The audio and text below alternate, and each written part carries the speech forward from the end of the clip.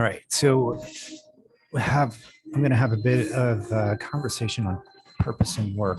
And for some people, this is really important. It's important for me. It really drives motivation. It really goes into existential areas beyond like very transactional components of career and job.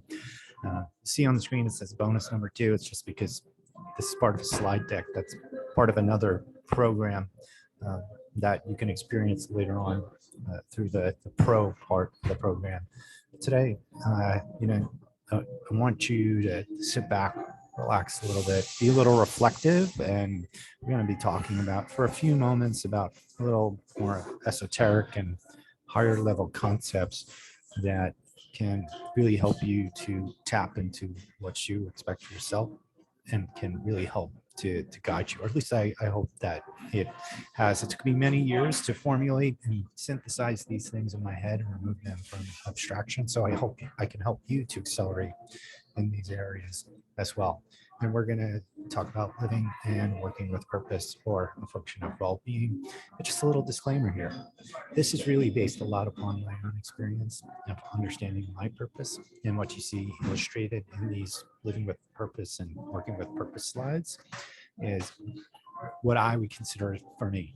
I'm hoping that you can take this, my perspective, and some of the elements of how I arrived at where I got to form your own understanding of working with purpose. And ultimately, I hope this helps inspire you in terms of what your purpose, your work purpose means for you. So, number one, I'm really grateful that you're here to listen to this one. And I do hope you spend some time thinking about this, and it helps you to get a better understanding of how purpose is connected to your work. So, number one, when I think of purpose, I feel that it empowers me with my greatest freedom. And it's what you see on the screen, knowing that I only control the quality of the time and the life I am given. So, time, the quantity of time, and I talk a lot about quality and quantity of time in the pro program and how to apply this from a professional standpoint.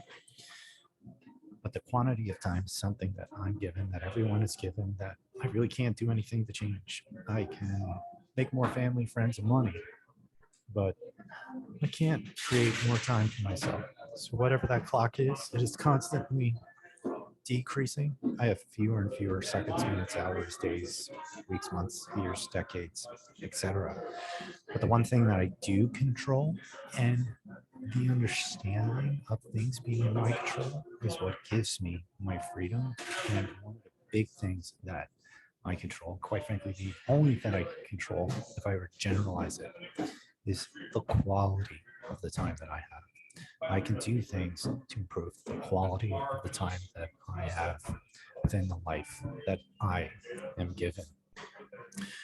Another big point is that purpose empowers me to be more than a person.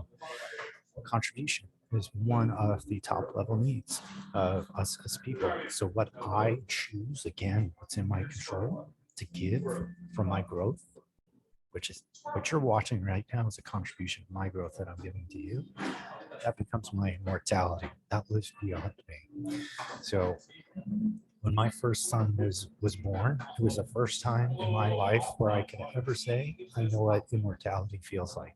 And that's because of one, again, I'm going to get pretty deep here. I finally realized that at some point I won't be on this earth anymore. And number two, my son, and then my 2 additional children. My hope is that they live beyond me, and that I'm able to impart on them things that I've learned and that have helped me to grow, and that help them to grow. And that's how I live on. So I'm hoping what I'm sharing with you today, in terms of my own purpose and what I'm doing, what I choose to give to you here today, that from my growth helps you to grow, and you take a little piece of what I've learned, and maybe a little part of me in some way, and you incorporate that into your life. And I'm eternally grateful to have the opportunity to do that. So another big point, purpose empowers me to have answers to questions I'm yet to be asked. And this is really centered around values. In my mind, values have helped set the guardrails for the decisions that you make. So what are those guidelines? Or what are the hard stops when you're making decisions? that keep you in line with the direction that you want to go. And for me, my operating system in terms of values, I want to be courageous, I want to challenge myself, I want to commit fully, and I want to contribute to myself and others. So I'm hoping you see these values in what I'm doing in terms of being courageous. I hope I'm being courageous. I feel like I'm sharing something different that most people don't share. Could highly be open to critical feedback, and you get a lot of pushback on this. So for me, I'm doing it because one of my values is to be courageous. I'm also doing it because I want to challenge myself. And the things that make up this program and what I've experienced work with others are based a lot on challenging myself. I want to commit fully. So I'm making all of this content and making it available to you at no cost, because I want to commit to you. And that ties to my other elements of purpose. And also I view commitment as the ultimate freedom, because there's n number of options out there and I could sit in that sea of options and sit in that sea of ambiguity. But once I make that choice and commit, that's in my control. And that's how I create my freedom. And then ultimately, that higher purpose standpoint. How do I contribute to myself through these values and through what I do in life? And how do I contribute towards others? So, what does purpose help me do? It helps me to achieve contentment versus happiness. So, what's the difference? Aren't they synonymous? Yes. But in terms of how I apply it, I see happiness as very ebb and flow. And a lot of people seek the happiness high, the constant up and up, up, where contentment is more even keel, more stability, and more stability in the range of feeling good. And having a purpose and values and understanding freedom allows me to do that. Allows me to fulfill higher level needs like growth and contribution. Those are the two higher level needs according to Maslow. And I like applying that framework because when I'm looking towards what I'm doing, what I'm focused on in my value set, when I can hit those two higher level needs, I generally feel more content. It allows me to take a look at myself and feel good about myself, and not in a way that's narcissistic. And it helps to create this like foundation for my life. That sense of freedom, control, commitment, immortality, and values is a foundation from which I do everything. And it gives me strength. It gives me resilience. It helps me sometimes in the highest forms of ambiguity in life and work, shine that path, shine that light on that path forward, even in some of the most darkest and challenging times I faced. And it reminds me that in this infinite universe, however you want to interpret things like spirituality and God, etc., in this infinite universe, there's a small symbolic piece of land that I can plant my flag in and say that I can control this, and remove myself from things that I actually have no power over and no control over, and I can let that go. And so that to me, that's freedom. That level of commitment and understanding is freedom. And I talk about this in the Pro program. We show up as many different roles in our jobs and our lives. And in each one of those roles that I play in my life allows me to show up in an optimal state. So some further components of this enables me to become a better leader, follower of others, and all the other roles I play in my life: husband, father, son, sibling, friend, and overall just better human. And it helps to make work enjoyable for myself and for others when I can approach it to this more meaningful and foundational way. And I feel very fulfilled doing it. When I also am presented with adversity, it allows me to be thankful for that, because it's an opportunity to learn and grow. I truly believe that we're presented with adversity because we're meant to do good and great things. That's why it's there. And control, like in ownership, when I can have that of my life and understanding what it means to do that, I don't feel like I'm in this rat race or on this hamster wheel that I have to constantly perform for others. And finally, in terms of helping me, it allows me to answer yes to the question: if I died today, did I live a good life? Pretty profound question to ask yourself. And I am very happy to say, confident to say, very content to say that I can say yes to that question. That's something that I strive for every day. So how do I listen for my purpose?